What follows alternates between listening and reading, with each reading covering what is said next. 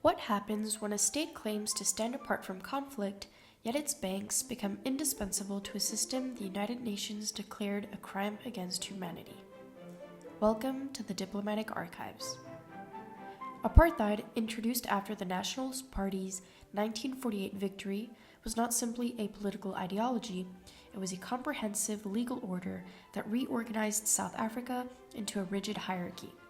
It stripped black South Africans of political rights, confined them to segregated territories, controlled their movement through past laws, and tied the country's economy to a vast regime of coerced, unpaid labor.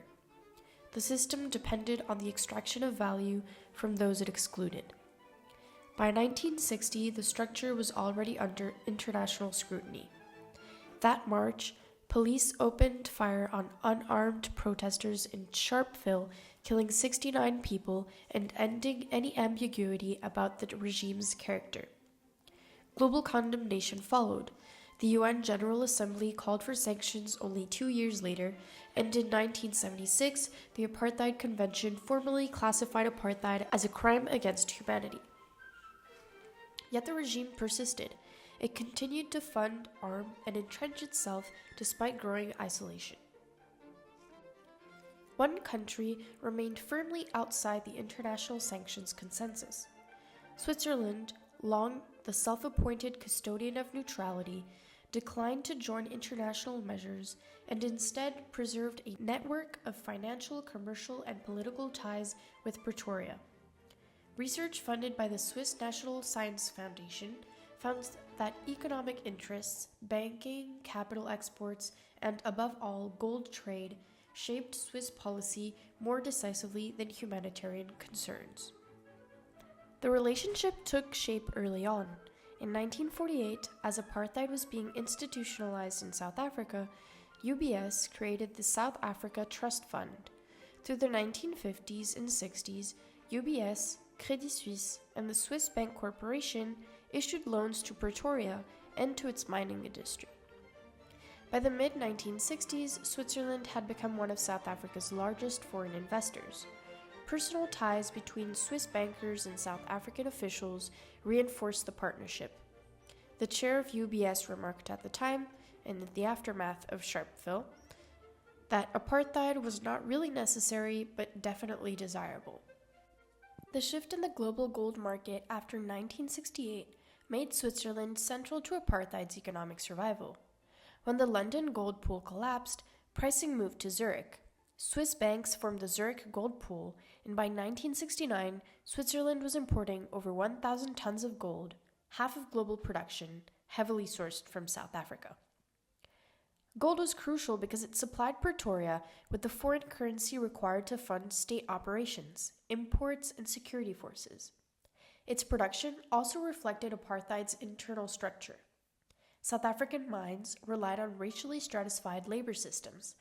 Black workers, recruited under contract and controlled through past laws, worked in hazardous conditions for suppressed wages while living in tightly regulated compounds. Their labor produced the export on which the state depended. Through the 1970s and 80s, Switzerland purchased a significant share of these exports, linking its gold trade not only to Pretoria's access to foreign revenue, but also to the labor system that underpinned gold production. Financial cooperation, however, did not stop with gold. Swiss banks organized syndicated loans throughout the 70s and 80s, financing the state oil fund, Eskom, transport infrastructure, and other state entities, precisely at a time when foreign disinvestment campaigns sought to restrict Pretoria's access to credit. Swiss authorities occasionally signaled discomfort, but these gestures did not alter the underlying relationship. In 1974, the Federal Council introduced a ceiling on capital exports to South Africa, but set the limit high and designed it to reduce public visibility rather than the actual flow of funds. Subsequent research described the measure as an attempt to, quote, placate public opinion while rendering exports less detectable. Later declassified internal correspondence showed the extent of this collaboration.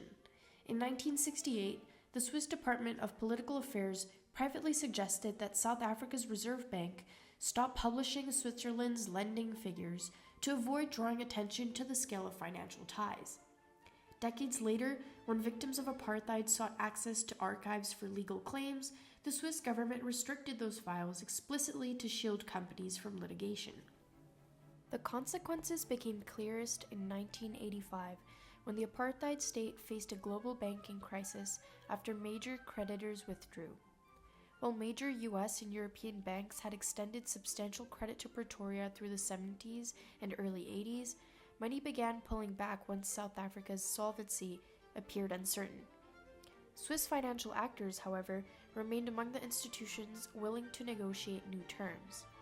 Acting on Pretoria's behalf, Fritz Leutwiler, former president of the Swiss National Bank, helped secure a deal granting South Africa a 2-year pause on debt payments and 15 years to repay the rest, without political conditions attached. The agreement bought the regime time at a moment of severe repression. At the same time, while the United States banned direct imports of South African gold, Switzerland continued purchasing a significant share of Pretoria's output, maintaining a key revenue stream on which the state depended. Swiss support extended beyond finance. Research by historian Peter Hugh shows that Swiss firms repeatedly violated the UN arms embargo of 1963 and expanded legal exports after 1977. Swiss and South African intelligence services cooperated closely, including in the surveillance of anti-apartheid activists inside Switzerland. Yet even this support could not contain the pressures building inside South Africa. The rupture that ended apartheid came from elsewhere, from sustained mass uprisings, collapsing of the fiscal base, military overreach in the region, as well as the strategic realignments that occurred at the end of the Cold War. The regime entered the 1990s threatened and weakened on every front. But these internal dynamics unfolded against a background in which key Western partners, Switzerland foremost among them, continued to provide capital, credit, and access to global markets long after apartheid had been declared a crime against humanity. The Truth and Reconciliation Commission later identified Swiss banks as central partners of the apartheid state. Their dominance in the gold trade, their management of international loans, and their role in the 1985 debt rescue materially prolonged the regime. Yet when apartheid finally collapsed, Swiss banks and investors pledged less than 0.02% of the profits they had earned during the 80s to reconstruction efforts. Attempts to pursue accountability came later. In the early 2000s, victims of apartheid filed lawsuits in U.S. courts against a range of international banks and corporations, including UBS and Credit Suisse, arguing that financial support from several Western institutions had enabled state violence. The cases were dismissed on jurisdictional grounds rather than the underlying factual claims. Significant portions of relevant archives in Switzerland and elsewhere remain inaccessible, leaving parts of the historical record incomplete. This leaves us with one final question. What does neutrality mean in a world where economic ties inevitably carry political consequences?